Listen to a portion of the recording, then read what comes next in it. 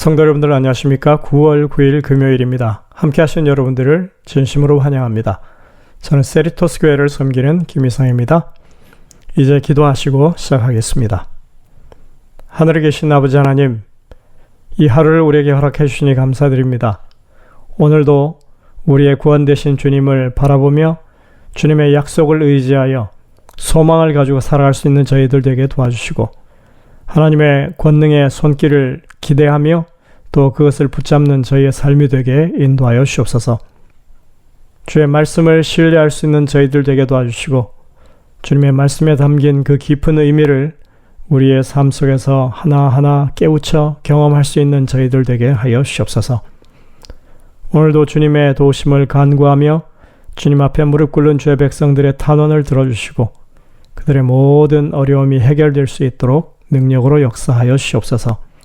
질병으로 고통당하는 주의 백성들, 그 마음으로 괴로움을 겪고 있는 주의 백성들에게 힘과 능력을 주시고 치유의 손길로 함께하여 주셔서 하나님의 도우심으로 그 모든 어려움을 극복할 수 있도록 은혜를 베풀어 주시옵소서. 이 시간 성령께서 우리와 함께 하셔서 말씀 가운데 분명한 깨우침을 가질 수 있도록 인도하시고 우리의 삶의 변화를 이룰 수 있는 저희들 되게 인도하여 주옵기를 예수님의 이름으로 간절히 기도드립니다. 아멘. 오늘은 이번 주의 모든 내용들을 한번 다시 총괄적으로 검토하는 그런 날입니다. 이번 주의 제목은 시련 중의 기다림이었습니다. 기억절은 갈라디아 5장 23절에 있는 성령의 열매 중에 오래 참음에 관한 것이었죠. 오직 성령의 열매는 오래 참음과 하는 것이었습니다. 이번 주 기억절은 참으로 이번 주의 주제와 정확하게 일치하는 내용이라고 봅니다. 우리가 성령의 열매로서 오래 참을 수 있다고 하는 것입니다. 오기로 참는 것 아니고 인간의 의지로 견뎌내는 것이 아니라 성령의 도우심으로 우리가 견딜 수 있다는 것입니다. 이것이 그리스도인의 상황입니다. 이번 주에 우리는 우리를 향한 하나님의 계획이 이루어지기까지는 오랜 기다림이 요구될 수 있다는 것을 배웠습니다. 개인의 삶에도 그런 일들이 충분히 있을 수 있죠. 다윗의 경우를 우리가 봤는데 기름 부음을 받은 후부터 왕이 되기까지 적어도 10수년을 기다려야 했습니다. 그리고 그것은 참으로 고통스러운 시련처럼 그에게 느껴질 수밖에 없는 긴 시간이었습니다. 엘리야의 경우도 마찬가지죠. 오랜 기간 동안 우상 숭배 때문에 온 나라가 배도하고 고통당하고 있는 그런 상황에서 이제 갈멜산에서 거짓 선지자들, 그 제사장들과 겨루어서 완전한 승리를 거뒀습니다. 850명에 달하는 우상 숭배의 지도자들, 대리자들이 처형을 당했습니다. 이 정도 되면 정말 그 우상 숭배자들의 기세가 꺾이고 하나님을 경외하는 분위기로 돌아서야 하는 것인데 엘리야가 만난 그 상황은 그런 상황이 아니었습니다. 타락한 종교제도 그리고 국가의 정치 세력을 등에 업은 그 왕비 이세벨이 전혀 기죽지 않고 도리어 사자를 보내서 내일 이맘때쯤 네가 죽을 거라고 하는 그런 전가를 보냅니다. 그러자 엘리야 선지자는 곧 실망하고 자신의 목숨을 건지기 위해 피신하기에 이르렀습니다. 아무리 뛰어난 신앙인이라 해도 모든 시련마다 다 승리하지는 못합니다. 엘리야처럼 이런 상황은 오늘날에도 많은 사람들이 실패하는 지점입니다. 무언가 기적적이고 사람들에게 뚜렷하게 각인될 만한 대단한 어떤 사건에서 극적인 승리를 거두어야 그것이 믿음인 것처럼 그렇게 여겨지는 것입니다. 아직도 그런 사람들이 많습니다. 그러나 엘리야의 경험은 그의 개인적인 상황, 다시 말해서 이세벨의 경고장 앞에서 그가 여전히 개인적으로 그 문제를 지금 담당하고 있지만 하나님의 사람으로서 담대해야 했었는데 그런 그 개인적인 시련 앞에서 무너지고 만 것입니다. 갈멜산의 승리와 이세벨과의 이 대결에서 우리가 실패하는 것을 비교해 볼 때 사람들은 이 둘 중에 갈멜산의 승리가 더 놀랍고 중요한 문제라고 여깁니다. 그러나 사실 성경은 이세벨과의 대결에서 믿음으로 승리하는 것이 갈멜산에서의 승리보다 더 큰 중요한 문제라고 하는 것을 우리에게 가르쳐 주고 있다는 것입니다. 오늘날 우리 모든 신자들이 확실하게 판단해야 할 문제인 것입니다. 미국에 닥쳐올 마지막 환란에서 승리하는 것보다 사실은 오늘 우리의 하루하루의 믿음의 승리를 맛보는 것이 더 중요하고 긴급한 문제라고 하는 것을 우리가 알아야 합니다. 얼마나 많은 사람들이 하루하루의 믿음의 싸움은 여전히 등한히 하고 살아가고 있는지 알 수 없습니다. 저는 오늘날이 마지막 시대라고 하는 것 충분히 동의합니다. 그러나 마지막 날에 일어날 사건들에 대해서는 별로 중요하게 여기지 않습니다. 왜냐하면 마지막으로 되어질 일들은 우리가 어떤 준비를 하고 대비책을 강구한다고 해도 전혀 우리가 해결할 수 없는 문제들이기 때문에 그렇습니다. 오히려 그보다 더 시급하고 중요한 사안은 바로 오늘 하루하루를 우리가 하나님의 뜻에 합당하게 사는 것, 하나님의 복음을 전하고 믿음대로 살아가는 것, 유혹에 승리하며 살아가는 것이기 때문에 그렇습니다. 재림 교인들은 일요일 협령이라고 하는 어떤 사건의 촉각을 곤두세웁니다. 그런데 그게 왜 그렇게 중요할까요? 그 일은 때가 되면 일어날 일입니다. 우리가 그 문제에 대해서 무슨 대비책을 세우거나 피할 길을 미리 마련해 놓는다 해도 그게 오지 않거나 해결되는 그런 문제가 아닙니다. 그럼에도 많은 재림 교인들이 그것에 얽매여 삽니다. 참으로 안타까운 노릇입니다. 진심으로 저는 개인적으로 그것에 대해서 염려하거나 관심을 두지 않습니다. 지금 저의 우선적인 관심은 하나님의 복음을 우리 삶에서 실현하는 것이고 복음을 세상에 증거하는 일입니다. 우리가 이번 주 기다림이라고 하는 주제를 두고 바르게 판단해야 할 것이 바로 이런 것입니다. 우리는 이러한 시기에 하나님께 시선을 고정시키고 그분께서 우리를 위해 행하시는 일에 초점을 맞추는 것으로 우리의 기다림을 채워야 합니다. 우리에게 환란이라는 사건이 닥쳐올 것보다 그리스도의 재림의 복된 소망에 초점을 맞추는 것이 지극히 당연한 일 아니겠습니까? 그렇게 된다면 우리의 기다림은 근심과 두려움이 아니라 기쁨과 기대의 기다림이 될 것입니다. 기다림에는 여러 가지 이유가 있겠지만 모든 것은 우리를 위한 하나님의 계획의 실현과 그분의 왕국의 도래와 관계가 있습니다. 우리가 이번 주에 살펴본 대로 하나님의 구원의 계획이 성취되는 것은 정말이지 기나긴 과정이라고 하는 것입니다. 그런 현실 속에서 우리는 기다림의 태도에 대해서 생각해야만 합니다.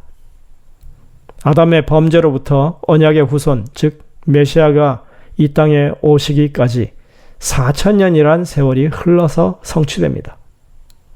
예수님이 승천하실 때 다시 오시리라는 약속하셨지만 2000년 전에 주어진 그 약속이 여전히 진행형입니다. 이것은 개인적인 차원의 기다림과는 비교될 수 없는 긴 기간들이죠.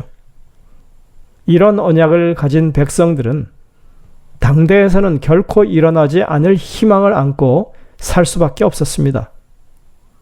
그들은 도리어 자신들에게 주어진 시대의 상황에 맞춰서 하루하루를 성실하게 살아냈습니다.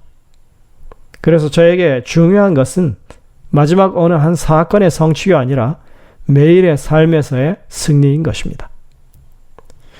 2년 전쯤이었습니다. 전대미문의 팬데믹이 한참 기승을 부릴 때 참 분위기가 뒤숭숭했던 그런 시기였는데 어느 집사님으로부터 전화가 왔습니다. 자신이 카톡을 하나 받았는데 곧 교황이 마지막 사인을 한다는 것입니다. 10월 며칠 교황이 어느 도시를 방문하는데 거기서 어떤 문서에 서명을 하기로 했다면서 어떻게 해야 하느냐고 물어왔습니다. 그래서 제가 관련 기사들을 살펴보고 다른 연관된 자료들을 계속 찾아봤습니다. 그 집사님이 봤다는 어느 목사님의 영상도 봤습니다. 근데 제가 찾아본 그 기사와는 아무 상관도 없는 그 목사님이 잘못 이해하고 자신이 추측한 내용을 사람들에게 알렸던 것이 이렇게 오해의 소지가 됐던 것입니다.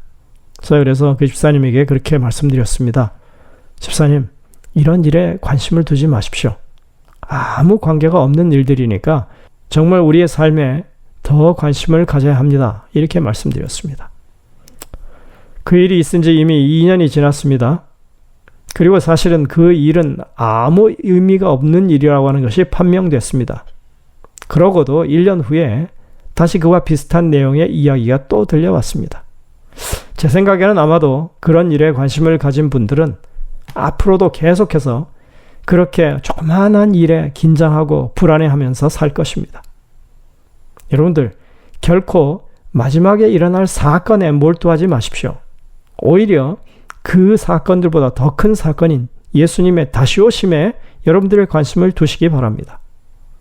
어려운 때일수록 우리를 붙드시는 하나님, 우리의 마음에 역사하셔서 하나님의 형상을 회복하기를 간절히 원하시는 하나님의 참 뜻에 여러분들이 집중하시길 바랍니다. 정말 부탁드립니다. 이런 모든 잘못하는 일들이 하나님을 앞서가는 일입니다. 우리가 그런 식으로 하나님보다 앞서간다면 우리는 많은 것을 잃게 될 것입니다. 그러나 그분을 신뢰하고 그 안에서 기뻐하는 태도를 유지한다면 우리는 많은 것을 얻게 될 것입니다. 예수님께서는 우리에 당하는 모든 시련을 측량하고 계십니다. 그분은 우리가 당하는 고통 하나하나를 함께 마음에 담고 고통을 느끼십니다.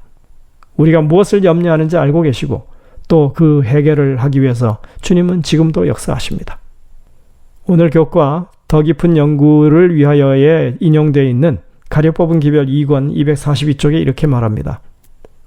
나는 나의 병고를 허락하신 하나님의 목적을 밝히 파악할 수 없으나 주님께서는 가장 좋은 것이 무엇임을 아심으로 그분께 나의 혼과 몸과 영을 맡길 것이다. 이를 인하여 내가 또 이 고난을 받되 부끄러워하지 아니함은 나의 의로한 자를 내가 알고 또한 나의 의탁한 것을 그날까지 저가 능히 지키실 줄을 확신함이라. 만약 우리가 더 큰 믿음, 더 큰 사랑, 더 큰 인내, 그리고 하늘 아버지에 대한 더욱 완전한 신뢰심을 갖도록 우리 영혼을 훈련시킨다면 매일의 투쟁 속에서 더욱 큰 화평과 행복을 얻게 될 것이다. 주님께서는 우리가 그분의 팔에 안기지 않고 멀리서 우리 스스로를 애태우고 근심하는 것을 기뻐하지 않으신다. 조용히 기다리며 살피는 그러한 태도가 더욱 필요하다. 우리들은 감정적으로 느끼는 무엇이 없는 한 바른 길에 서 있지 않다고 생각하며 경우에 알맞는 어떤 표징을 계속 찾는다. 그러나 심판의 표준은 감정에 있는 것이 아니라 믿음에 있는 것이다. 며칠 전에 어느 집사님으로부터 연락이 왔습니다. 교인으로부터 한국 정치에 관한 카톡을 받는데 너무 불편하다는 것입니다.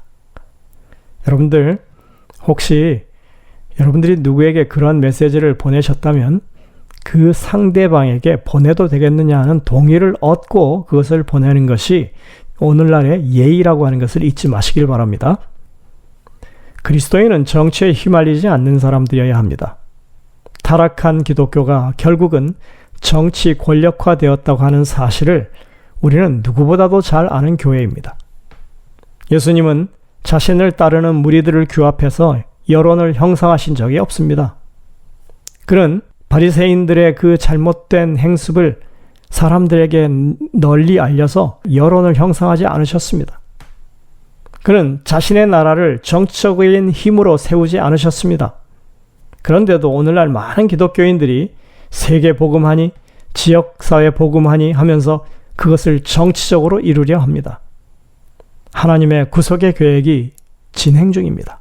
여호와 하나님께서 그 성소에 계신다고 성경은 말하고 있습니다. 우리는 하나님이 이루실 일을 하나님 앞서 행하려 하지 말아야 할 것입니다. 그러는 동안 우리는 정말이지 많은 것을 잃어버릴 수 있습니다.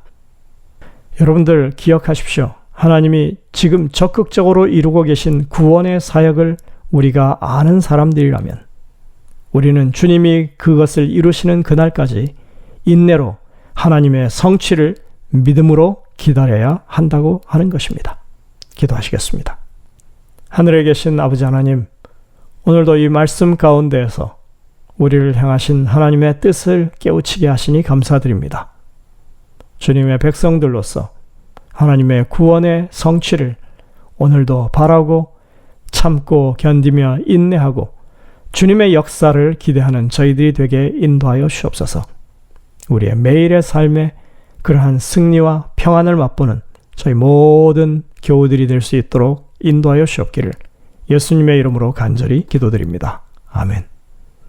네, 여러분들 오늘도 이 주신 말씀들을 깊이 묵상하면서 주님의 음성을 듣게 되시기를 바랍니다. 저희들은 다음 주 일요일에 뵙겠습니다.